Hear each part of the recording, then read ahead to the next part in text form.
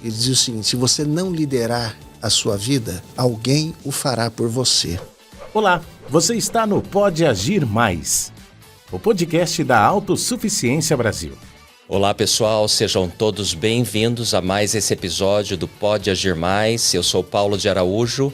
Aqui nós falamos sempre sobre empreendedorismo, educação, carreira, saúde emocional, finanças e muitos outros assuntos importantes para que você seja inspirado a agir cada vez mais. Lembrando que nós estamos lá no canal do YouTube da Autossuficiência Brasil e também nas principais plataformas de podcast do país. Hoje nós teremos um super episódio. Para me ajudar, eu tenho aqui comigo a Milena Schellenberg. Tudo bem, Milena? Oi, Paulo, tudo bem? Bem-vinda. Muito obrigada. Você está ansiosa pelo episódio de hoje? Eu estou ansiosa e animada. Excelente. Nós temos um super convidado, daqui a pouquinho eu vou apresentá-lo. Antes, porém, Milena, eu gostaria de falar sobre o tema que nós vamos tratar hoje, que é um tema muito legal. É liderança. Milena, você se considera uma líder? Sim, Paulo, ainda em crescimento, mas sim. Fico muito feliz que você tenha respondido sim, porque eu acho que é isso que todo mundo precisa, se considerar um líder. Um líder, em primeiro lugar, de si próprio, e depois você vai alcançando outras posições onde muitas vezes você precisa liderar. Então, nesse episódio, Milena, nós vamos mergulhar no tema o impacto da liderança em diferentes ambientes. Como a liderança pode influenciar desde, por exemplo, o sucesso de grandes empresas até a dinâmica de pequenas equipes. Sempre tem um líder, né? Tudo que a gente faz, tudo que a gente está envolvido na nossa vida tem um líder, ou mesmo a liderança na vida pessoal é muito importante.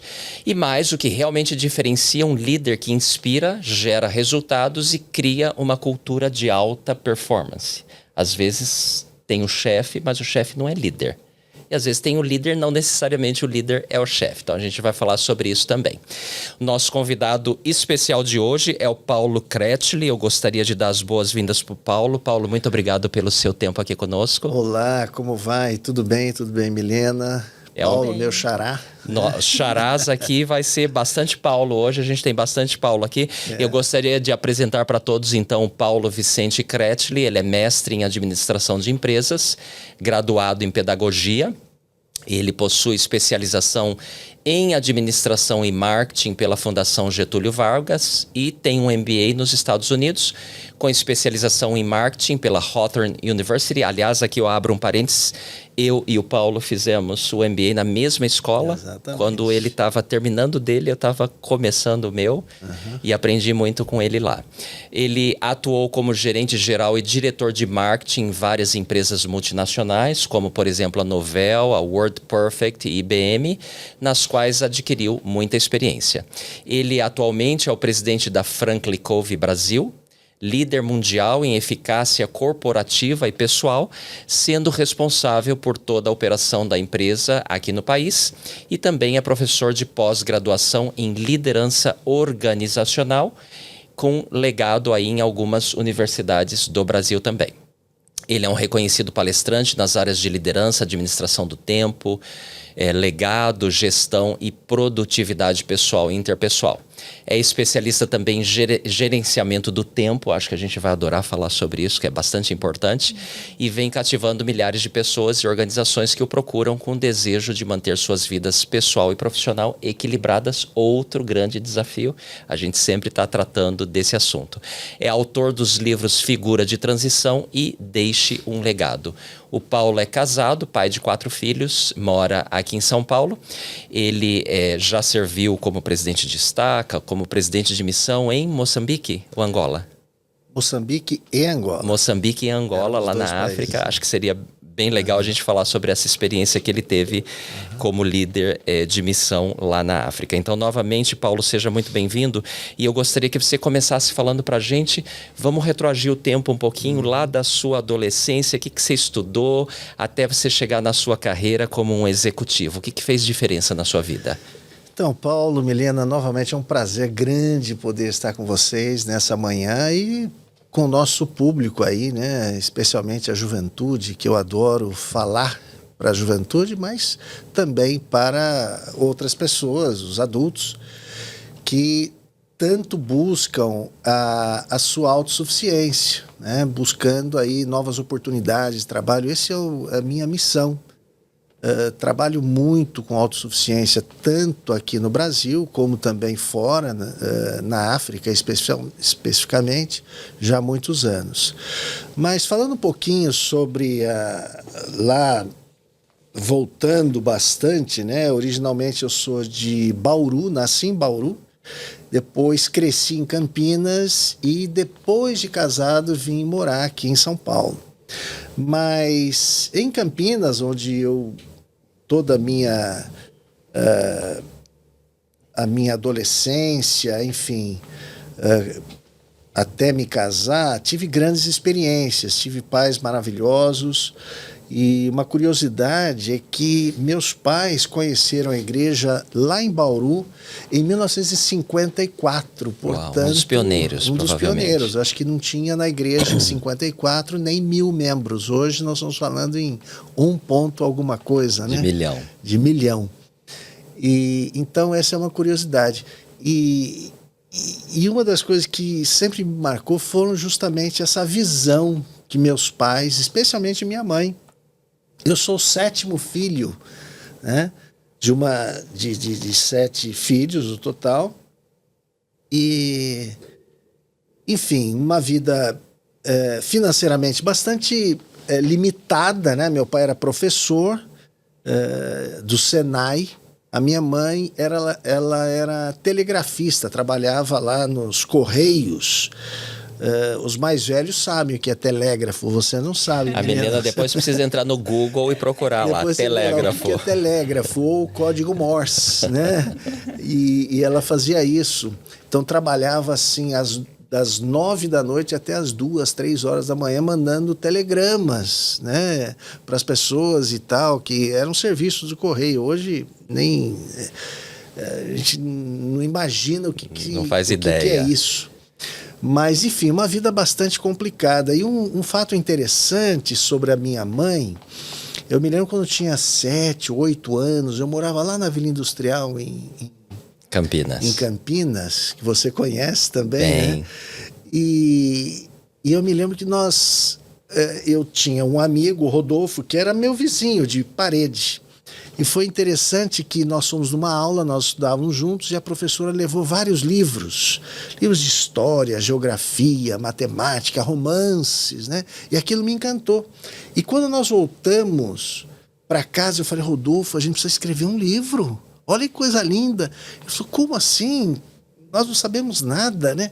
Não, nós vamos escrever um livro. Mas livro sobre o quê? Eu pensei um pouco, falei, vamos fazer um livro sobre a vida, né?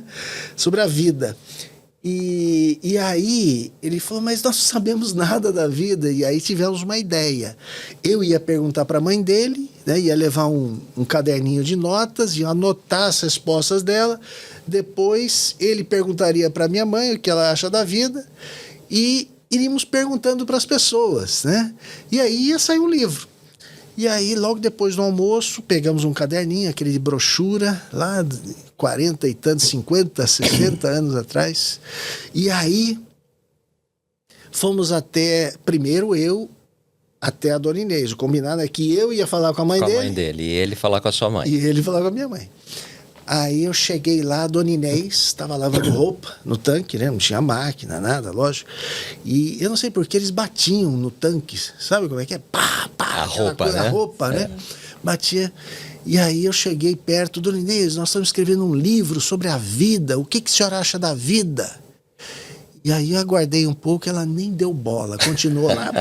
O que esse moleque tá aqui me atrapalhando? Eu tô aqui, né, entretida.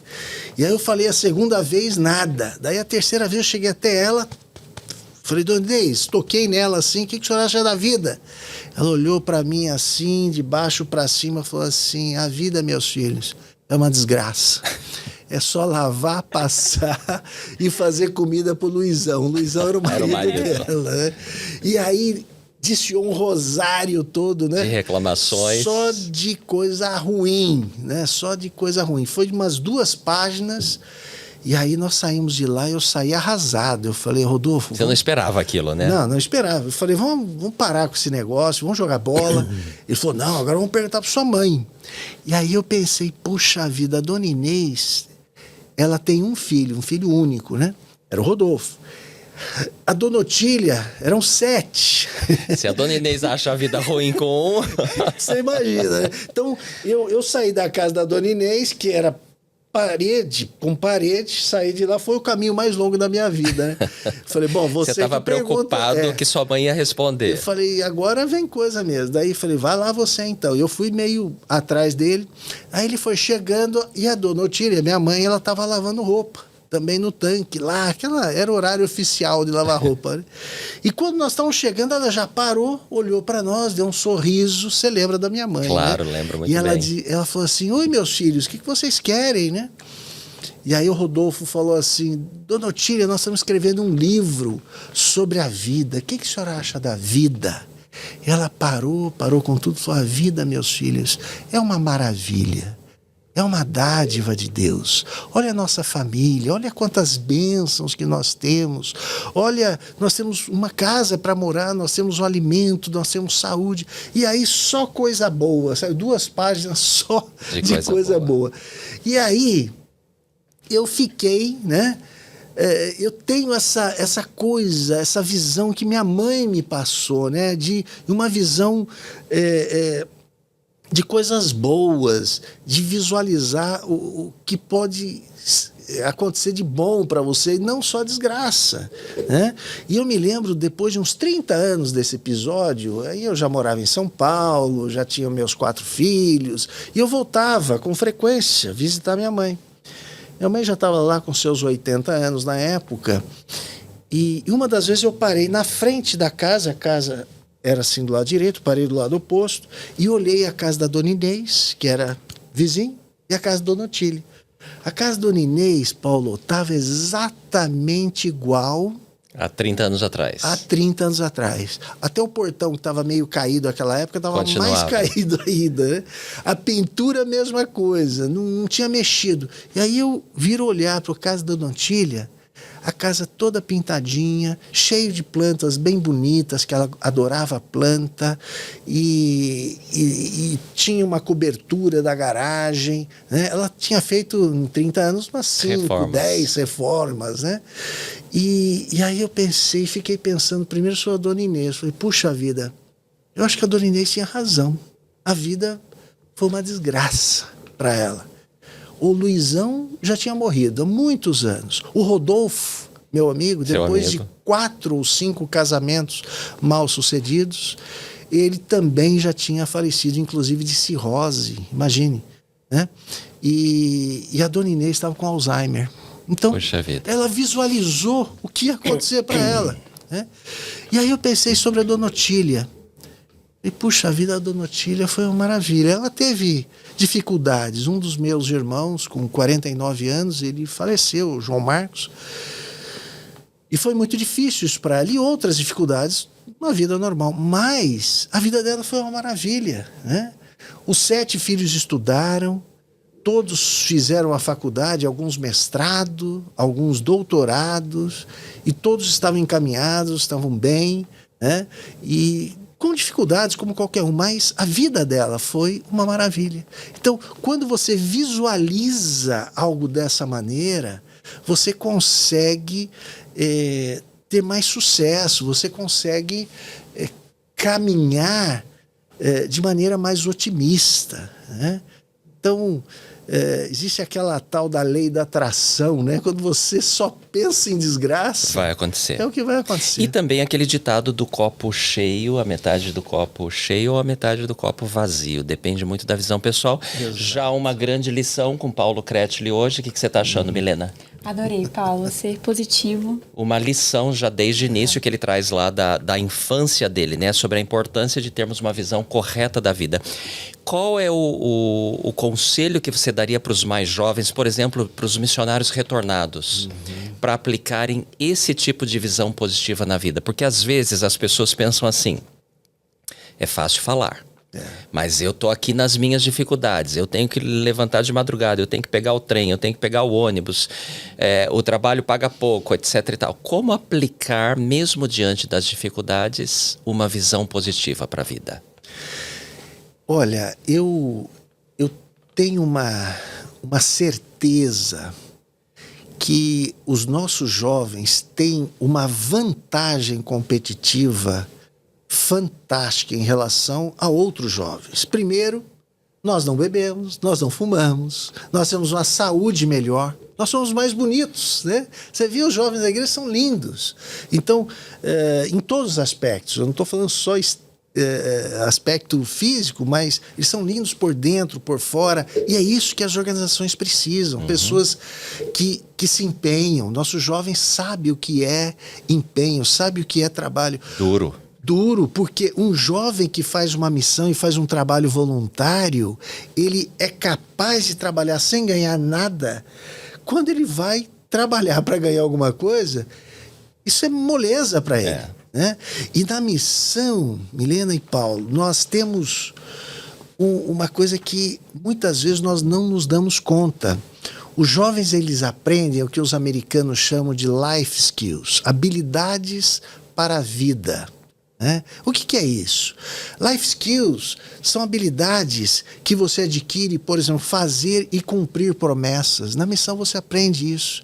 Na missão, por incrível que pareça, você aprende a ouvir as pessoas. Lá no Pregar Meu Evangelho tem um capítulo que fala, lembra disso? Sim, só como sobre você isso. Ouvir as pessoas. E entender as necessidades. Entender as necessidades. Onde você aprende isso? Você aprende a falar, você aprende a ler, você aprende a escrever, você aprende a andar, né?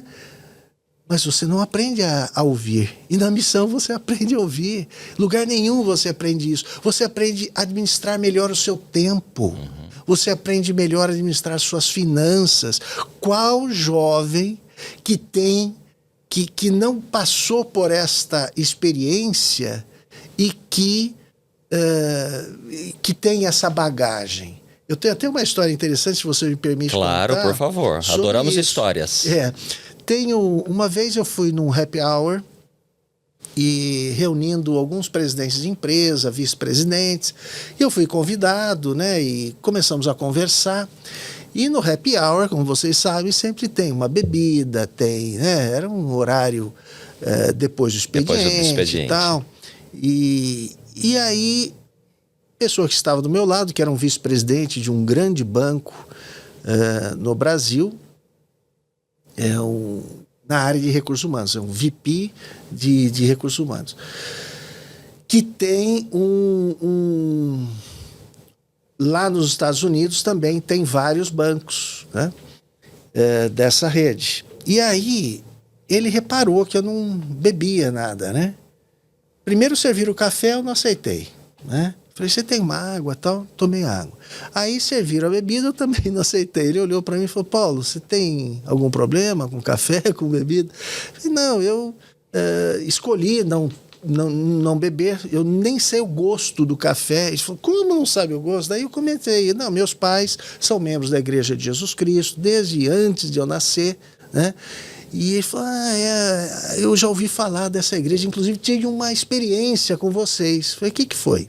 Ele falou, olha, alguns anos atrás, eu fui até Nova York, numa das reuniões que nós fazemos lá, e uma das missões que eu fui lá é para entrevistar um grupo de trainees, 10 americanos, que viriam para o Brasil passar 2 anos aqui, para nós prepararmos esses jovens para se tornarem líderes lá depois, né, aqui no Brasil, nos Estados Unidos. E eram eles entrevistaram centenas e deixaram 10 para eu escolher 5. E quando eu fui entrevistar esses 10, todos faziam parte das melhores universidades, de boas universidades americanas. Então, eram 10 jovens fantásticos. E outra característica que eles pediam, tinha que falar ou espanhol ou português. Mas falar português nos Estados Unidos é bem raro, né? Espanhol é mais fácil. Então nós tínhamos... E eu estranhei quando eu peguei a lista e o currículo de todos, 5 falavam português e 5 espanhol, né? Mas comecei a entrevistar. Comecei a entrevistar primeiro os que falavam espanhol e interessante que eles, né, com 17, 18 anos, então um de Los Angeles, eram surfistas, eram isso, era aquilo e tal. E a experiência que eles tiveram antes, né? Eram jovens de 23, 22 anos, 24, tinham acabado de se formar. E os jovens falavam português. Foi interessante que todos tinham feito uma tal de missão. 3 deles eram de uma universidade chamada Universidade de Utah, né? E todos formados na área de contabilidade ou financeira. E 2 numa tal de BYU, que eu nunca ouvi falar. Isso ele me dizendo naquela época, né? Muitos anos atrás. Mas falando um português perfeito. Alguns com sotaque nordestino, outros com sotaque gaúcho, né? E falando dessa experiência, eles conheciam até as gírias do Brasil e tinham um conhecimento técnico na universidade fantástico, conheciam a cultura brasileira. E, Paulo, eu não tive dúvida. Eu empreguei os 5. Sobre quem escolher.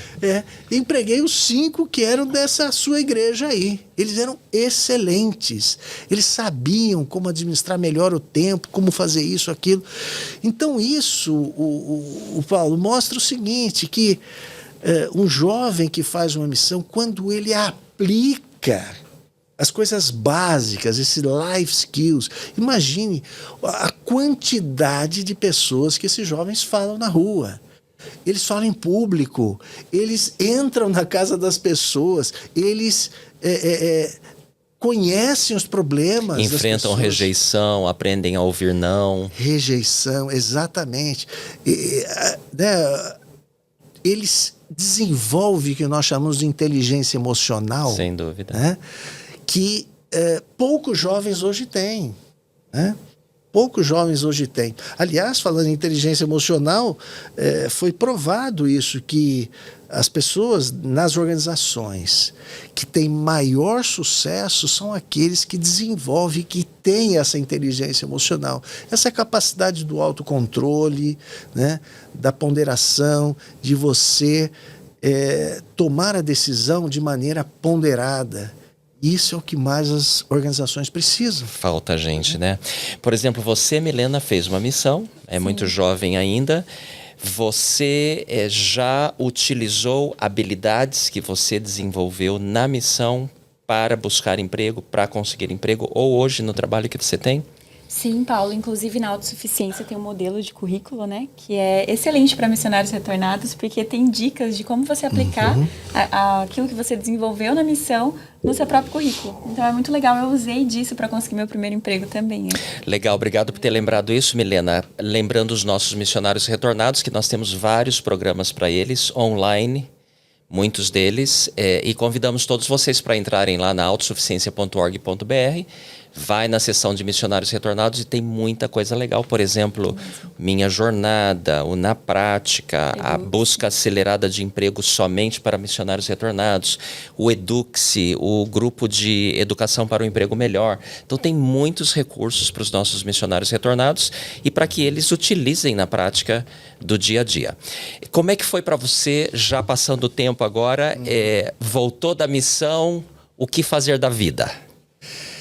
Então, nós estamos falando de 1982, né?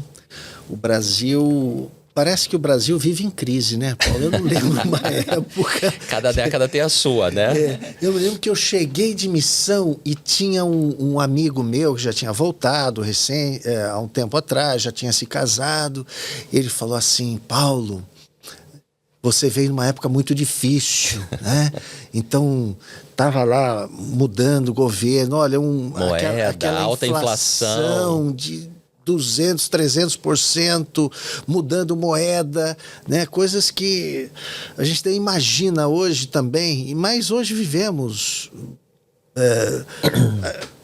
problemas semelhantes, né? Em outros aspectos, mas semelhantes.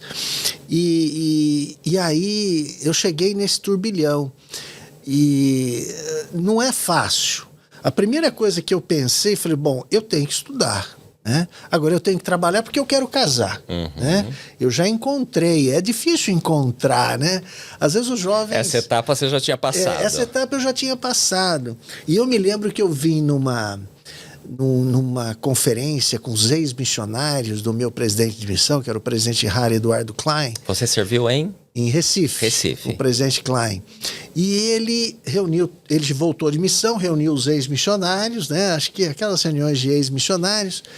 E ele contando das dificuldades, ele estava ele estava doente e tal.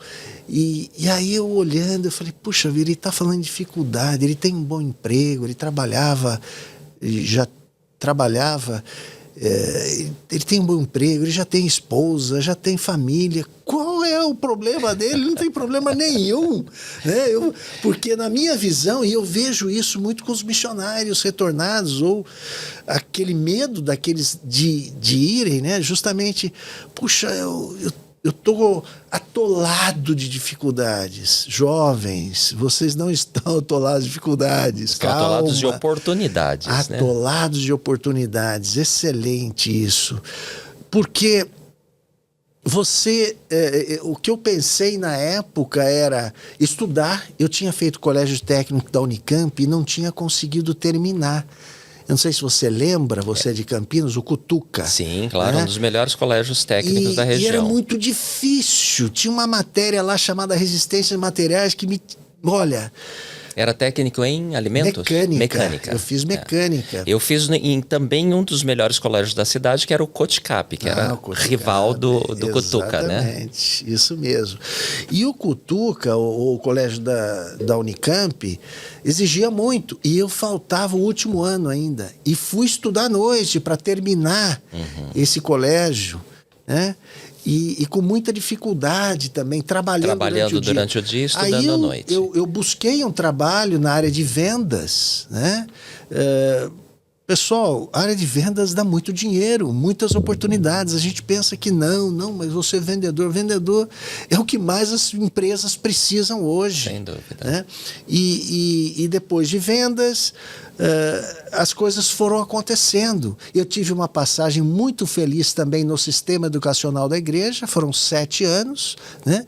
E aí, depois de 7 anos, veio um ex-companheiro meu que veio abrir um americano que veio abrir uma empresa na área de informática aqui no Brasil, que era justamente a WordPerfect, que era como se fosse a Microsoft hoje. Né? Eu não sabia nada de matemática ou de computação e não sabia inglês também. O inglês que eu tinha, pessoal, era aquele inglês que minha mãe forçava eu fazer no Senac, que tinha uma mensalidadezinha irrisória. Era o verbo to be, né? Mas eu fiz, né? E eu tinha uma base, pelo menos, e continuava estudando. Na missão estudei. Essa é uma outra oportunidade. Os missionários podem voltar hoje com o English Connect, aprender fluente o inglês. Eles vão ter companheiros americanos, mas com o English Connect 1, 2, 3, ele consegue voltar falando inglês. É uma oportunidade fantástica. E isso tudo me ajudou. Eu não tinha o English Connect, mas tinha lá os companheiros que a gente... E voltei falando um inglês meio quebradão, mas falava. Então me ajudou o inglês na missão. Esse rapaz, que é um ex-companheiro meu, me ajudou também, então a missão influenciou. Fui estudar informática, fiquei nessa companhia durante 5 anos, depois fui para a IBM, fui fazer um MBA fora, né? E tudo isso servindo também na igreja. Eu não deixei de servir. Eu fui bispo 2 vezes, a primeira vez com 23 anos. Uau! Né? E eu me lembro quando eu fui chamado, com 23 anos como bispo, era o Elder Hélio da Rocha Camargo, lembra dele? Claro. Ele me chamou lá, naquela época chamava, enfim, na conferência, né? Ele me entrevistou, me chamou, e aí, quando terminou, veio uma irmã para mim assim, falou assim, mas... Elder Camargo, você chamou uma criança para ser meu bispo, né? É uma irmã antiga da igreja, lá de Bauru. E aí, porque eu voltei para Bauru depois, morei em Bauru. E eu lembro que Elder Camargo olhou assim para mim e falou assim, bispo, quantos anos você tem? E eu, todo orgulhoso, né? 23. Aí ele virou para a irmã e falou, você sabia que o profeta Joseph Smith foi chamado com 14? Aí eu fiquei todo feliz. Acabou o assunto. Então, esse equilíbrio, né, não é fácil, Paulo. Dizer que é fácil, não é. Não é. Mas vale muito a pena, né? Você tem que ter o equilíbrio entre a vida profissional, entre a vida pessoal... Familiar, né? Aí com 4 filhos, um dos meus filhos veio a falecer, né? Então, hoje são 3... mas ele faleceu pequenininho ainda, foi um trauma para nós, muito forte. Até hoje eu pego minha esposa, Adriana, chora às vezes à noite, né? Lembrando dessa situação. Mas com o plano de salvação e com toda essa visão que nós adquirimos dentro do Evangelho de Jesus Cristo, acaba dando uma visão ampliada. A gente começa a ter uma visão de eternidade, né? De eternidade. E uma das coisas que sempre, desde bem jovenzinho, esse desejo que eu tenho, sempre tive de servir na igreja, e uma das coisas eu pensava o seguinte: puxa vida, para servir eu tenho que poder primeiro estar bem comigo e com a minha família, né? Dar um certo conforto para eles, para ter uma tranquilidade para servir. Porque como é que você vai servir também se você não tem? Tá precisando comer e precisa, né, se você não tem, se você passa fome, é difícil, né? Você tem que primeiro liderar a sua própria vida, conduzir a sua vida, para depois poder abençoar e liderar os outros. É isso. Legal. Muito bom, Paulo. Então, como você passou por vários cargos, né? De diretor de marketing, comunicação. Como você começa, então, a ser presidente da Franklin Covey? Como isso aconteceu? Então, foi muito legal isso, porque os conceitos da Franklin Covey são muito... todo ele baseado em princípios. E os princípios vêm de Deus, né? E quando esses princípios começam a fazer parte de você desde sempre, quando eu percebi isso, especialmente após eu fazer alguns cursos no exterior, pela Franklin Covey, não existia no Brasil, né?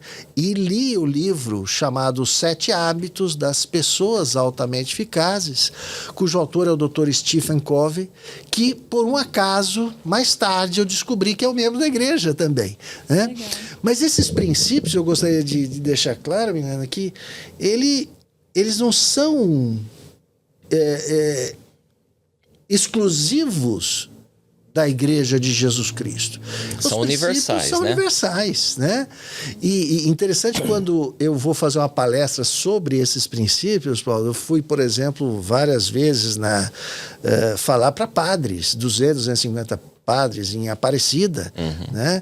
Para judeus. E aí eu termino, ele fala assim: puxa, o Dr. Covey, ele era católico, e esses princípios têm tudo a ver com a Igreja Católica. Eu falo: não era católico. Quando eu vou falar com os judeus, eles falam a mesma coisa. Ele era judeu e tal? Eu falo: não era. Né? Por quê? Os princípios são universais. Eles funcionam. Né? E são atemporais. Eles funcionavam há 100 anos atrás e funcionam hoje. Vão funcionar. Posso colocar um parênteses aqui? Lógico. Só antes de você continuar. Hoje de manhã, me preparando aqui para essa conversa maravilhosa com Paulo Cretli, eu procurei o meu livro pessoal do Vivendo os 7 Hábitos das Pessoas, os 7 Hábitos das Pessoas Altamente Eficazes, né? Eu tenho lá em casa, não consegui achar na minha biblioteca, trouxe o Vivendo os 7 Hábitos, que é uma coletânea de histórias de pessoas que colocaram em prática os hábitos, e tem também os 7 hábitos das famílias altamente eficazes. E tem dos jovens também. Ah, tem dos jovens? Não sabia. É fantástico. Legal. Todos do Stephen Covey. É assim, como o Paulo Cretli falou, membro da igreja, né? Ele já é falecido hoje, né? Falecido. Foi em 2012. Mas esse é o livro, Os 7 Hábitos das Pessoas Altamente Eficazes, que não pode faltar na biblioteca de ninguém. Esse é o livro com potencial de mudar vidas. Sem dúvida. E daqui a pouco você vai contar muitas histórias pra gente que você, frente à organização aqui no Brasil, deve ter visto já. Histórias pessoais e de empresas, de organizações que mudam ao aplicar. Então, parênteses tente ser rápido aqui. Os hábitos são: o primeiro, seja proativo. O segundo, comece com o objetivo em mente. Até o presidente Nelson, quando foi chamado presidente da igreja, na primeira entrevista dele, ele falou sobre isso, né? A gente sempre começar com um fim em mente. Muitas autoridades gerais utilizam isso, porque são princípios, são princípios, né? Não é inclusive, do Dr. Stephen Covey. Exato, da parte da doutrina do evangelho, né? Depois, primeiro, mais importante, eu gosto muito desse capítulo, pense ganha-ganha, não adianta você só querer ganhar e o outro perder, as coisas não dão certo por aí. Procure primeiro compreender, depois ser compreendido. Eu acho fantástico esse também. Especialmente quando escuta empática. Isso, quando você está cuidando lá das pessoas ou dos seus clientes, entenda primeiro. Isso. E você só vai entender se você ouvir. Não tem jeito de entender se não ouvir, né? Crie sinergia, afine o instrumento, é muito legal esse capítulo, que é o último, né? O hábito. É o 7º hábito. Então, assim, um livro com potencial de mudar vidas, nós altamente recomendamos que todos estudem esse livro.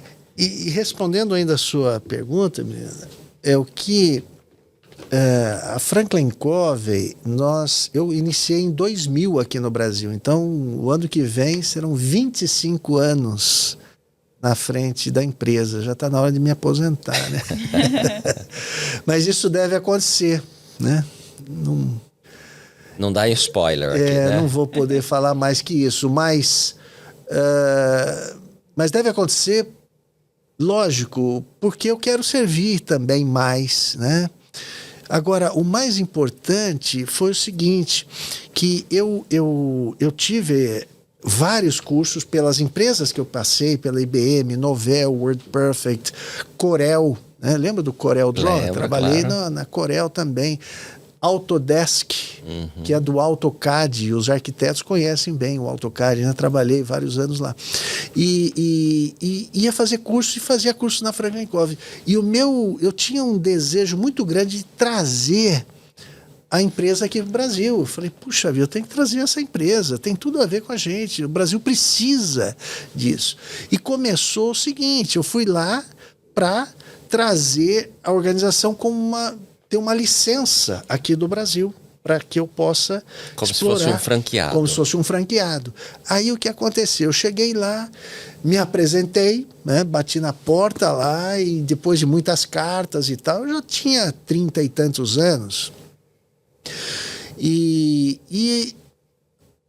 me atendeu o VP da Internacional, era uma executiva, e ela falou para mim, olha, eu gostei de você, eu quero que você vá para o México ser o nosso gerente geral lá da Franklin Covey, lá no México, né?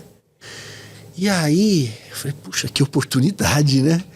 Só que chegou uma hora, eu falei, não, eu quero trazer, o meu objetivo é que essa empresa venha para o Brasil. Ele falou, não, mas o que nós temos de oportunidade agora é no México, não temos nada no Brasil, né?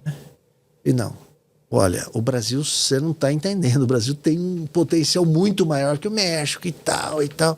Falei, olha, faz o seguinte, daqui um ano voltamos a nos falar. E pacientemente fui mantendo o relacionamento até que depois de um ano e meio, mais ou menos, começou o processo em 96. E finalmente, no ano de 2000, consegui. Aí eles abriram a empresa, uma subsidiária, e me chamaram como o presidente da empresa no Brasil, ainda muito pequena na época, tal. Basicamente era eu e mais um, depois 2, depois 3 e tal.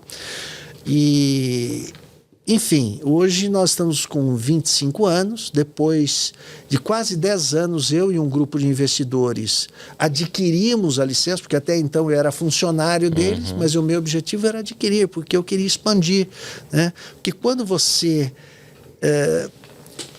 cada um tem um perfil.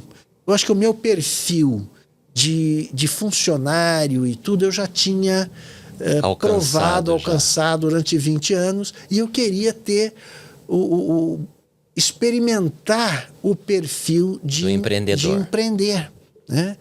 E depois, nessa fase, eu já estou há 15 anos quase, empreendendo como o responsável e dos direitos da Franklin Covey no Brasil e parte da África, né? Eu tenho também em Moçambique, parte de Angola. Nós temos a Franklin Covey lá também. Legal, muito legal. Como que tem sido para Franklin Covey ensinar os princípios de liderança? Porque esse é um dos temas principais do episódio de hoje. Não só a liderança na organização do executivo, mas a liderança para o indivíduo. E quais são as dicas que você dá sobre esse tema? Como o indivíduo, aquele que está nos assistindo, nos ouvindo, ele pode desenvolver a liderança? Olha, Paulo, tem uma frase do Dr. Stephen Covey que eu acho que vem muito acalhado com essa pergunta. Ele diz o seguinte: se você não liderar a sua vida, alguém o fará por você.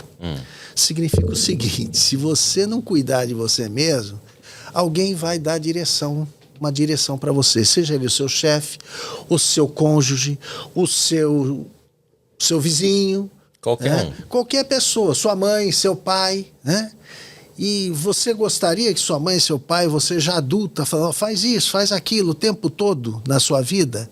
Essa é uma coisa que você espera? Lógico que não. Você tem que liderar a sua vida primeiro. Então, esse é um ponto importante. E eu lembro que Elder Richard Scott, certa vez ele falando para a juventude, ele também falou uma frase que eu gosto de falar com a juventude, que é o seguinte: se você só faz as coisas que gosta enquanto é jovem, você vai fazer o que não gosta pro resto da vida.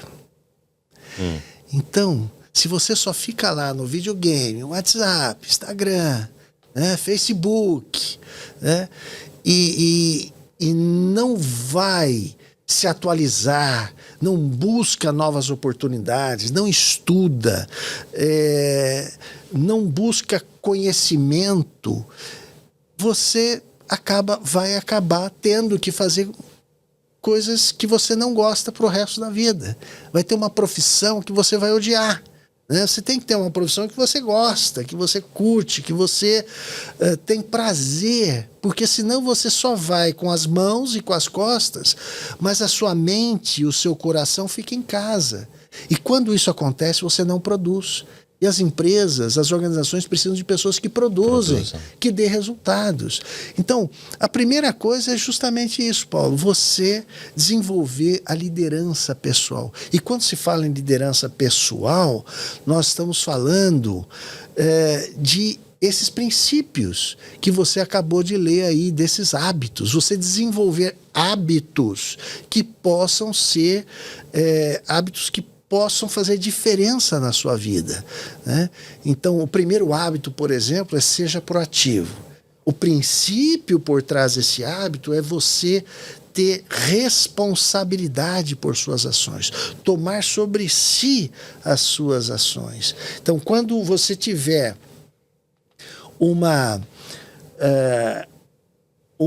algo que acontece com você, né, e você vai responder em relação a isso, né? Então, entre esse estímulo e a resposta, tem um espaço aqui. Então, você pode responder as coisas que acontecem com você de maneira proativa, utilizando esse espaço, respirando, tendo calma. E qual o objetivo em mente em relação a essa situação, a esse estímulo que eu estou tendo? Por exemplo, uma dificuldade financeira. Eu posso responder, eu sou assim mesmo, minha vida é uma porcaria, tudo acontece comigo. Esse é o reativo. Já ouviu essa pessoa? Não. Puxa, eu fiz missão, pago dízimo, faço tudo certinho, dá tudo errado para mim, não sou abençoado. Esse é o vítima. Né? É aquele que... Lembra daquele desenho da nossa época, o Hard, Lip e Hard, sim, aquela hiena... Ó vida, ó azar. Exatamente, ó vida, ó azar, ó céus, lembra disso? Ele só reclamava, era uma hienazinha, né? Que tudo dava errado, porque só reclama. Então a pessoa proativa é um dos atributos de alguém com sucesso, que lidera a sua própria vida, que quando tem um estímulo, né, ela escolhe, ela tem a capacidade de escolher de acordo com os princípios, ela assume a responsabilidade. Eu costumo dizer também que é como se fosse... Nós temos, todos nós, uma tecla pause aqui, não temos dois... Né? Os mais jovens não têm, mas nós já temos, né? Aqueles dois... Né? Aqueles dois tracinhos aqui, não tem? Né? Essa aqui é a tecla pause. Nós temos que dar um pause às vezes, aqui, respirar, né? E responder, né? Usar a inteligência emocional. O 7 hábitos inteiro é sobre isso, né? Sobre inteligência emocional. É verdade. Até na mídia digital, você usar, responder lá no Instagram ou no WhatsApp um amigo, uma amiga, o chefe, né, o líder, a mãe, o pai. Calma, não precisa responder. A pessoa, olha, você não chegou ainda, o que está acontecendo? Ô mãe, você não sabe o que está passando, você fica e já responde aí já começa o conflito, né?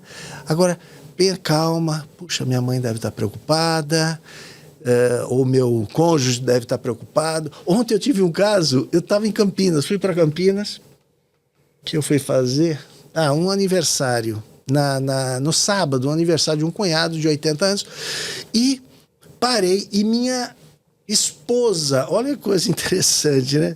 Minha esposa entrou no banheiro, e eu também, né? E aí eu saí, fiquei aguardando, meio impaciente lá fora, né? Para variar, os homens são impacientes, né? Mas aí eu apertei a tecla pause e falei, não, tem que ter o tempo dela lá.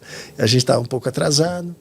Aí entrou uma pessoa que eu vi de lance, calça jeans, uma camisetona, no banheiro das mulheres. E minha esposa lá dentro, né? Eu vi que era um homem. Estranho. Né? Estranho. Aí... eu fui tentar chamar alguém, era no shopping, ali da limpeza e tal. Olha, entrou um homem aí dentro e tal. Eu estou preocupado com minha esposa lá, né? Sei lá.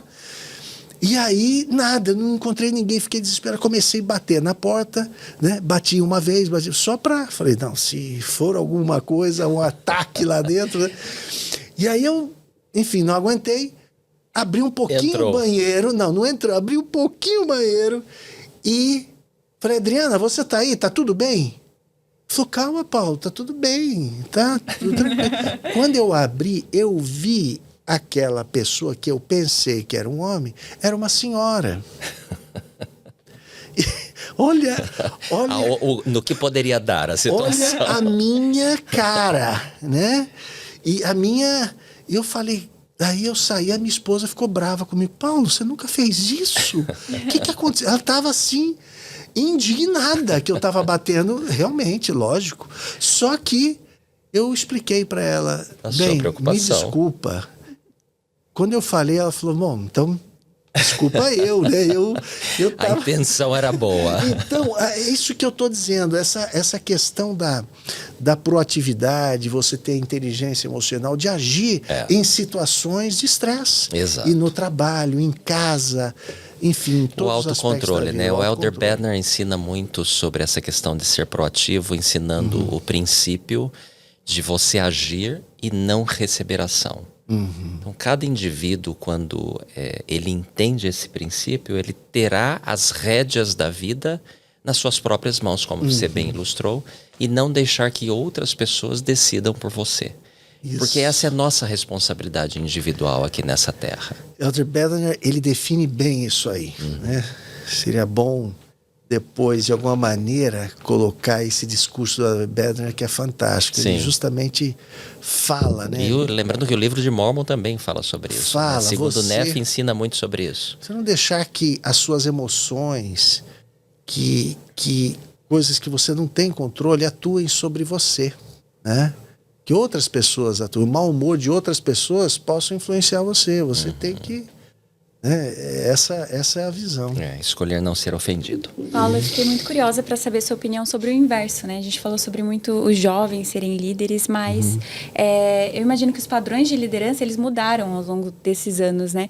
Então, como que um líder ele pode lidar com essa nova geração que é tão inteligente, tão tecnológica, como ele pode atender a expectativa e extrair o melhor do jovem hoje? Boa pergunta. Excelente.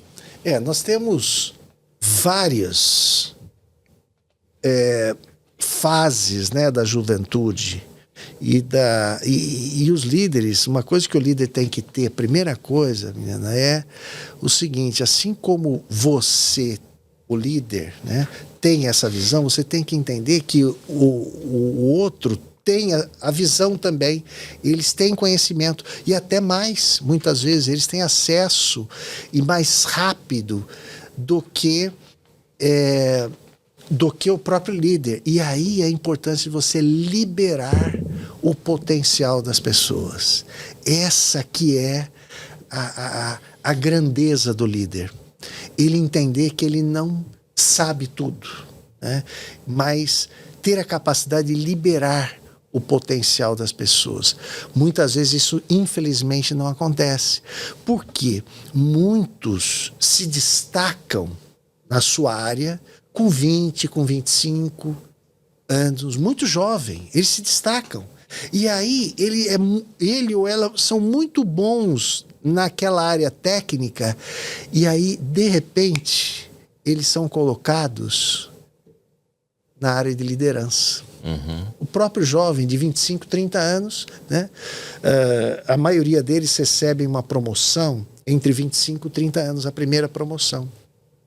E o primeiro treinamento ou visão como líder é em torno de 7 a 12 anos depois. Então, tem um gap muito grande aí. Então, você é promovida por suas habilidades técnicas, mas é cobrada por suas habilidades comportamentais, entendeu?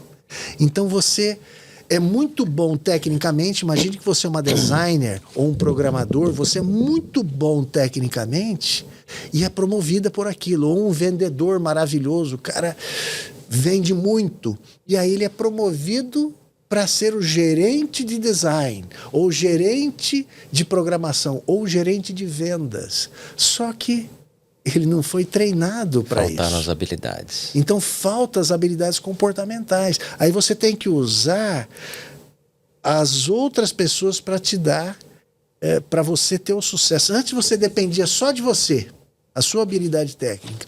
Agora você depende de quem? Da equipe. Então, quais são algumas dicas? Liberar o potencial das pessoas, né? Fazer reuniões de accountability, ou o que é isso aí? De acompanhamento. Olha, seu objetivo é esse, chegar aqui. Então, você ter foco no que você vai fazer. Ensinar os seus liderados a focar nas coisas mais importantes, né? E o líder, né, para essa juventude, isso é primordial, é trabalhar com clareza. Isto é, olha, nós queremos chegar aqui, nós estamos aqui, queremos chegar aqui, né? Então, e liberar o potencial. Hoje é muito mais, o jovem ele gosta de trabalhar online, ele gosta de trabalhar híbrido, né?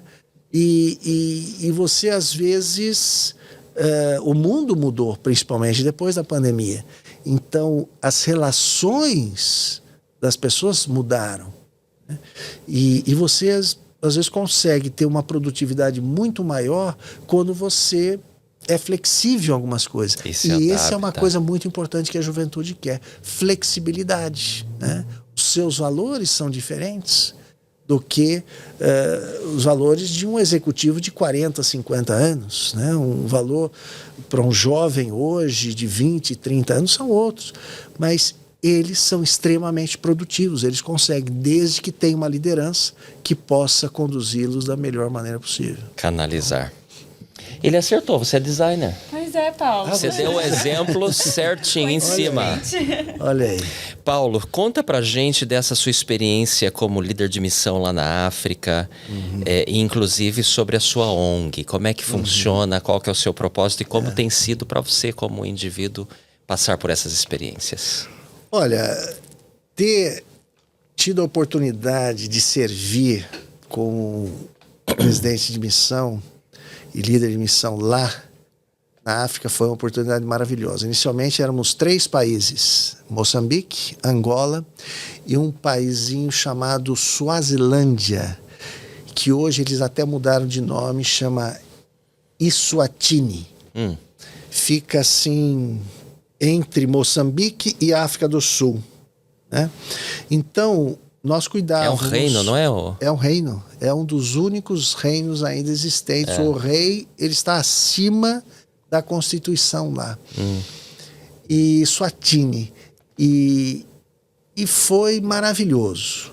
Um povo fantástico, um povo ávido para ouvir o Evangelho. E uma das coisas que eu enfrentei quando cheguei é o seguinte: eu cheguei e só tinha jovem na igreja, não tinha gente casada. Só tinha um monte de jovens, os presidentes de ramo eram os missionários, a grande maioria, né? E tínhamos 2 distritos fracos, mas cheios de jovem, né? Porque o seminário era lotado, mas Sociedade de Socorro não tinha ninguém, talvez uma. E Coro de Dinheiro não tinha ninguém. Agora, como é que você desenvolve a igreja e faz a igreja crescer somente com jovens, sem experiência, sem né? pessoas que têm o sacerdócio Melquisedeque, irmãs experientes para trabalhar nas moças, Sociedade de Socorro e tal. Então nós começamos a ter foco nas famílias, batizar famílias, pai, mãe e filhos. Só que nós tínhamos um problema. Você já ouviu falar de lobolo? Não. Você também Nem não. eu. Lobolo é a palavra africana para dote. Eles tinham um tal de lobolo. O homem precisava pagar um lobolo, né, o dote, antes de casar, que era muito difícil. Uma fortuna. Uma fortuna. E era assim, tinha que fazer festa, tinha que pagar roupa para todo mundo. E era um negócio assim que os homens não queriam se comprometer. Só que eles acabavam juntando. A família permitia que eles se juntassem e tivessem até filhos, mas casamento não, só depois do lobolo, né? E aí, Paulo, nós começamos a entender isso e começamos a perguntar para as pessoas: você gostaria de casar? Falou, lógico, eu gostaria. Era um orgulho. Quer casar, mas não quer ficar endividado para o resto da vida, não tem condições. E aí nós começamos a ensiná-los sobre as tradições e as falsas tradições. Eles têm muitas tradições lindas na África, mas tem algumas falsas tradições, e uma delas é essa. E dissemos, ó, você quer seguir Jesus Cristo? Quero. Bom, para seguir Jesus Cristo você precisa se casar legalmente, né? E outra, gostaria de dizer, ensinava a lei da castidade. By the way, você está quebrando a lei da castidade, você e sua esposa, né? E aí os missionários iam na casa dos pais e diziam para eles: ó, seus filhos querem casar e seguir a Jesus Cristo, você permitiria sem ele pagar o lobolo? E surpreendentemente, aos poucos eles foram, algumas famílias, quebrando a tradição, quebrando isso aí. E para resumir a história, mais de 600 famílias foram casadas, eles se casaram e batizaram, famílias completas. A consequência disso, e com muita alegria, né? Nós temos hoje só em Moçambique 8 estacas, quase 9. Em Angola tem 1 ou 2 estacas, estão preparando mais um distrito. Maputo já tem templo anunciado, né? Templo anunciado em Angola, templo anunciado em Beira, que é Moçambique, que é o centro de Moçambique, e Maputo. Então nós temos 3 templos. E então, focando nas famílias, nós tivemos essa... o Senhor, ele olhou para aqueles países, né, e abençoou. Hoje a África é onde a igreja mais cresce no mundo. E eu e minha esposa, Adriana, pegamos um amor, um carinho muito grande por aquele povo, né? E eu tenho até uma experiência interessante que você foi líder de missão também, você sabe, a gente recebe os missionários no aeroporto, né? E dois missionários chegaram, por causa de voo, atrasados e tal, vieram da Austrália, e eles chegaram e atrasados, né? O voo atrasou, fomos pegá-los e fomos direto para um restaurante, estavam mortos de fome, né? E o restaurante dava de frente para uma praia maravilhosa lá, e a água estava azul, né? Estava muito, muito linda. E nós fizemos questão dos missionários ficarem aqui, olhando a praia, e nós ficamos aqui. E aí minha esposa virou para um deles e falou assim: olha, Helder, né? Mostrando o mar azul, né? Aí ele olhou e falou: nossa, quanto lixo. E aí minha esposa virou até para trás olhar, o que é que ele está vendo? Realmente tinha muito lixo ali na beira da praia, na avenida, porque era uma segunda ou terça-feira e, enfim, tinha lixo, a captação de lixo lá é muito, muito ruim. Mas ele não viu a praia, ele não viu o mar azul, ele viu o lixo. Então, e nós já estávamos há 1 ano e meio, nós não vimos mais o lixo, né? Só apreciavam a beleza, a beleza, verdade, né? O país é muito lindo, as pessoas. E com isso, depois da missão, eu fui chamado para fazer parte do board de uma ONG chamada Care for Life. E a Care for Life, nós cuidávamos de vilas, ensinando eles autossuficiência, né? Desde a área de limpeza, higiene pessoal, alfabetização, profissão, sementes, como plantar, todos eles tinham uma terrinha e tal. E nós ficamos 2 a 3 anos naquela vila, né, até a maioria deles alcançarem uma autossuficiência. Né? Eles não tinham banheiro, né? Ou casa de banho, como eles dizem lá. Era no mato. Né? Então nós fazíamos os banheiros e tal. Então esse foi o primeiro. Há 3 anos atrás eu fui convidado a participar de mais um board de uma organização chamada No Poor Among Us, né? No Poor, não havia pobres entre eles, né? E esse é o nome da organização, que inclusive é uma família lá de Utah. Eles me chamaram para ajudar no board. E essa organização nós cuidamos de jovens, meninas de 13 até 18 anos. Porque o que acontece é muito comum na África, as meninas de 13 anos, 14 anos, elas acabam ou se prostituindo, principalmente no interior, né, em áreas remotas, se prostituindo, casando, né, e trocando, às vezes, a sua virtude por migalhas, né? É humilhante. Então, o que nós fazemos? Nessas áreas mais difíceis, nós temos centros da mulher. E esses centros da mulher, nós ficamos ao lado de uma escola bem carente. Isso onde? Isso em Maputo. Perto de Maputo, é um distrito de Maputo chamado Boane. E aí, as meninas, e só meninas, né? Elas vão até esse centro no horário inverso da aula. Então, se elas estudam de manhã, elas vão à tarde. Então, nós damos uma refeição, elas aprendem inglês, elas aprendem informática, né? E tem aulas de higiene e médicos que a gente manda lá, ou psicólogos falando sobre o corpo, sobre limpeza, enfim. São 4 aulas, 2 de inglês, 2 de informática e uma aula geral. Né? Cuidados básicos. Cuidados básicos, psicológicos, enfim. E então nós acompanhamos essas moças de 13 até 18 anos para elas terminarem pelo menos o ensino médio. Né, que eles chamam lá de secundária, né, o ensino médio. Então hoje nós estamos trabalhando com aproximadamente 220 meninas e com sucesso muito grande. E além disso, essa mesma organização, nós construímos salas de aula, né? Inclusive a igreja é um dos grandes doadores nessa nossa iniciativa de construirmos as salas de aulas e ensinamos os professores os princípios dos 7 hábitos, né? E os professores ensinam esses princípios para os alunos. Então, nós já construímos cerca de 30, 40 salas de aulas em escolas que você não acredita.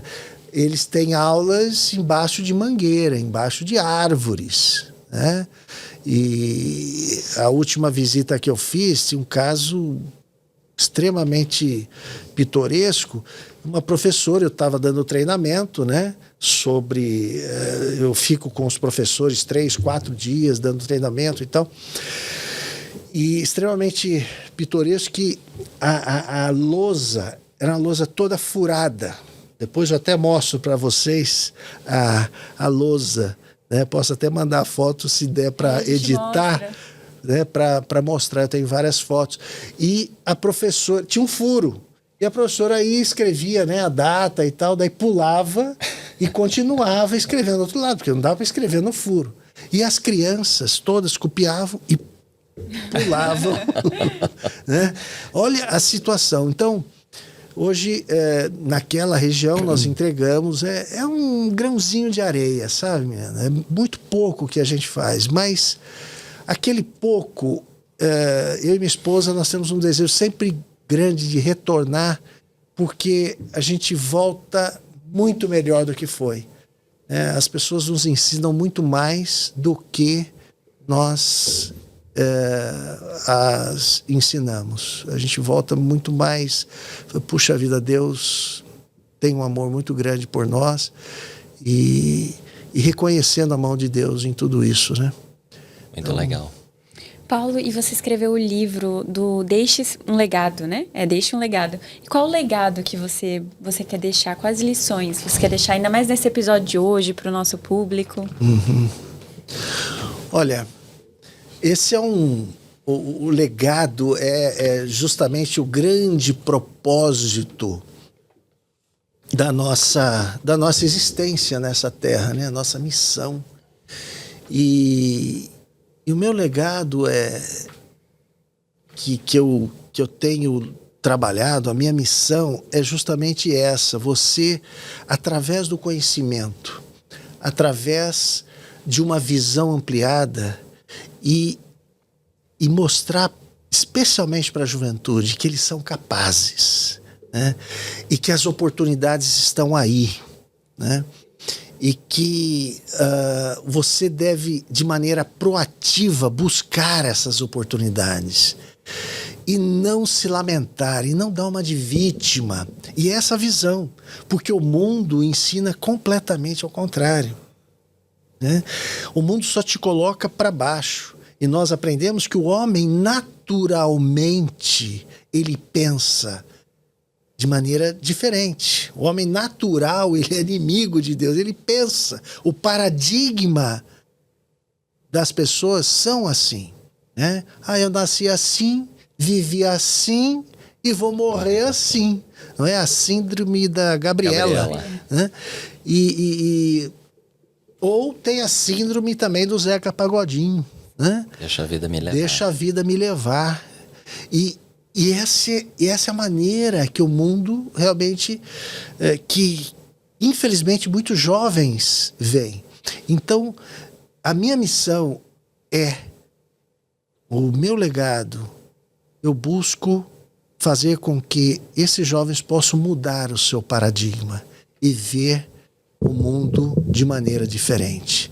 E no final, ter a visão como a Dona Otília, ela tinha, né? Que a vida é bela. É uma dádiva de Deus. É uma maravilha. Esse é o meu legado. Excelente mensagem, muito inspirador, muito didático. Aprendi muito. E você, Milena? Aprendi muito também, Paulo. Muito legal. Esse episódio com certeza vai bombar. Você tem um presente para o nosso convidado?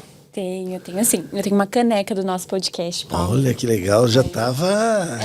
Adorei aqui, viu? Para você se lembrar desse dia, nós queremos Muito expressar obrigado. nossa gratidão para você, Paulo. Foi assim maravilhoso, um episódio muito bom. Temos certeza que muitas pessoas serão inspiradas. Você tem algum livro, alguma coisa que você gostaria de sugerir para o nosso público? Olha, eu gostaria que vocês buscassem primeiro os 7 hábitos das pessoas altamente Concordo. eficazes. Você já leu e já há muitos anos, né, Paulo? Muitos anos e li mais do que uma vez.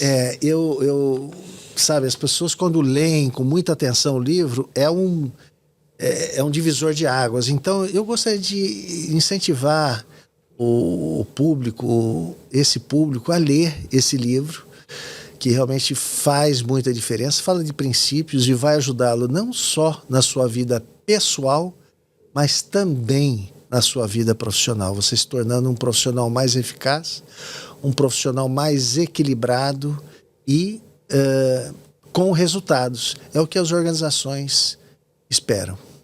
Legal. Muito bom. Esqueci de falar aqui uma curiosidade. O pai do Paulo Kretschli, João Kretschli, foi o patriarca que me deu a minha bênção patriarcal. Então, Que bom. Legal. Que faz privilégio. parte da história. Privilégio saber Obrigado disso. novamente, Paulo Kretschli. Obrigado ao nosso público. Obrigado, Milena, pela ajuda. Fique conosco, compartilhe esse e outros episódios com seus amigos e familiares. Lembrando que estamos lá no YouTube da Autossuficiência Brasil e também nas principais plataformas de podcast do país. Nos vemos no próximo episódio. Obrigado. Tchau, pessoal. Nos vemos no próximo episódio do Pode Agir Mais. Todos os episódios do Pode Agir Mais estão disponíveis em vídeo no canal do YouTube da Autossuficiência Brasil e em áudio nas principais plataformas de podcast do Brasil.